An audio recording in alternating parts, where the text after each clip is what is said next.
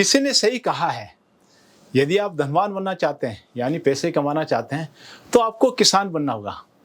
साथियों, धनवान बनने के लिए आपको एग्रीकल्चर एंड फूड सेक्टर में इन्वेस्टमेंट करना है। नमस्कार, मैं विष्णु गोयल आपका स्वागत करता हूं। आज हम चर्चा करने जा रहे हैं एग्रीकल्चर एंड फूड सेक्टर के बारे में।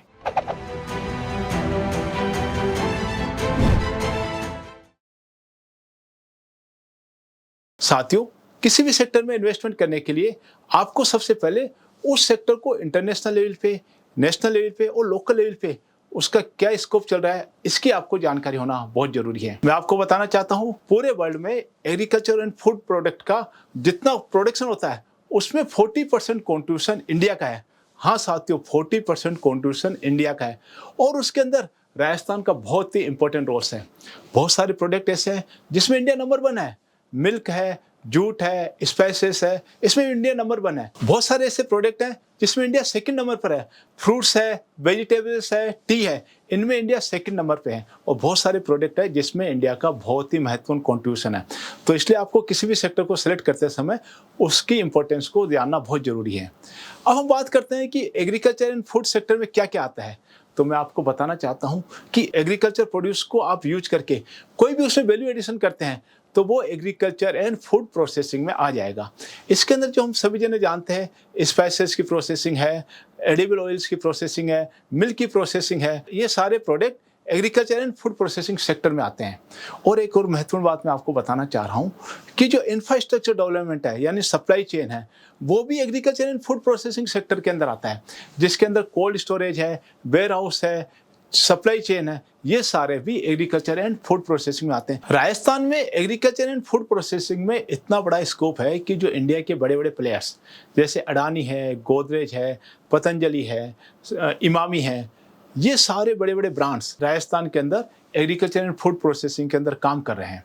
आप भी उनमें से एक बन सकते हैं। आप भी agriculture and food processing sector में राजस्थान में अपना वर्क शुरू करके आप एक इंपॉर्टेंट प्लेयर बन सकते हैं। आप सोच रहे होंगे कि मैं आपको कह रहा हूं कि राजस्थान में आप इन्वेस्ट करिए।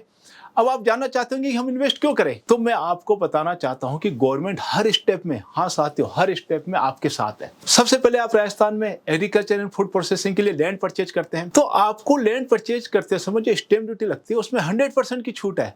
आपको स्टैंप ड्यूटी पे ही नहीं करनी है। इसके अलावा कन्वर्जन चार्जेज में भी 100% की छूट है। कन्वर्जन चार्जेज भी आपको पे नहीं करना है, यानी ये एग्जेम्प्टेड ऑफर है, आपको पे ही नहीं करना है।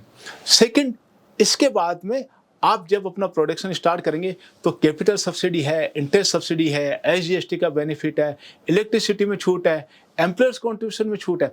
एवरी स्टेज जो भी आप एक स्टेप बढ़ाते हैं, गवर्नमेंट आपको कोई ना कोई स्कीम के अंदर आपको बेनिफिट्स देती है। तो राजस्थान के अंदर एग्रीकल्चर एंड फूड सेक्टर के लिए ईच एंड एवरी स्टेप पर गवर्नमेंट की सब्सिडी है, इंसेंटिव है और बेनिफिट्स अवेलेबल है। राजस्थान सरकार आपके हर स्टेप में आपके साथ है। अब सबसे पहले बात आती है कि हम लैंड कैसे लें। तो साथियों, लैंड लेने के मैंने आपको 5 ऑप्शन बताए थे। आप नीचे लिंक दिया हुआ है, एक मैंने वीडियो बनाया है जिसमें मैंने पूरी डिटेल से समझाया है कि आपको प्राइवेट लैंड लेनी चाहिए या गवर्नमेंट से अलॉट करानी चाहिए, आपको रिको की लेनी चाहिए, प्राइवेट डेवलपर्स की लेनी चाहिए या आपको लीज पे लैंड लेनी चाहिए। तो मैंने एक पूरा वीडियो डिटेल में समझाया हुआ है, वो आप देख सकते हैं। साथियों, मैं आपको एक और खुशखबरी देने जा रहा हूँ। राजस्थान सरकार के द्वारा rising Rajasthan global investment summit 2024 का आयोजन किया जा रहा है और सरकार ने अभी से ही तैयारी शुरू कर दी है।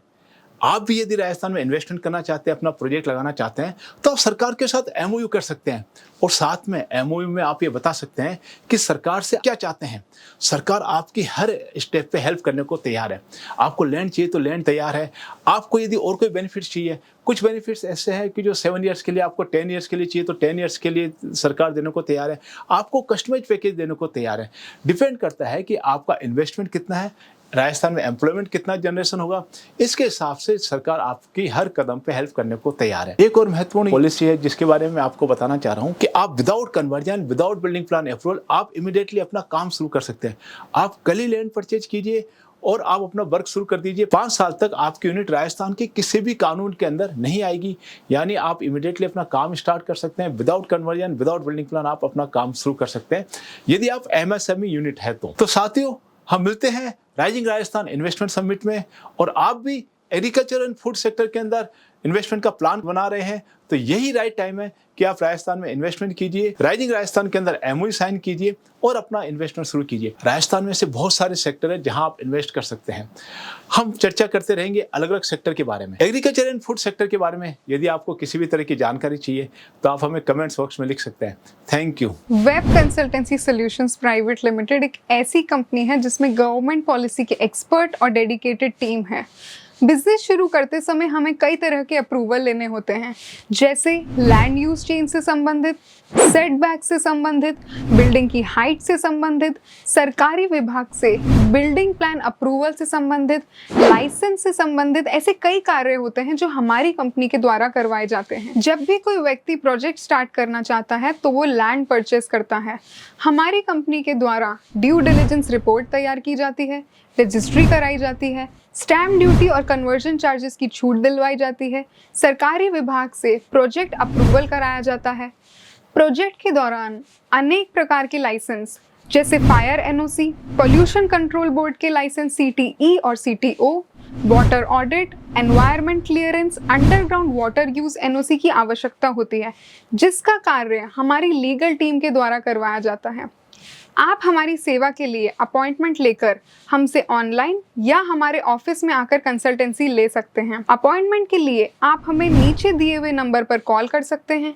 गवर्नमेंट पॉलिसी से संबंधित सभी तरह की जानकारी या अपडेट के लिए आप आज ही हमारे चैनल को सब्सक्राइब करें ताकि आपको समय समय पर जानकारी मिलती रहे। धन्यवाद।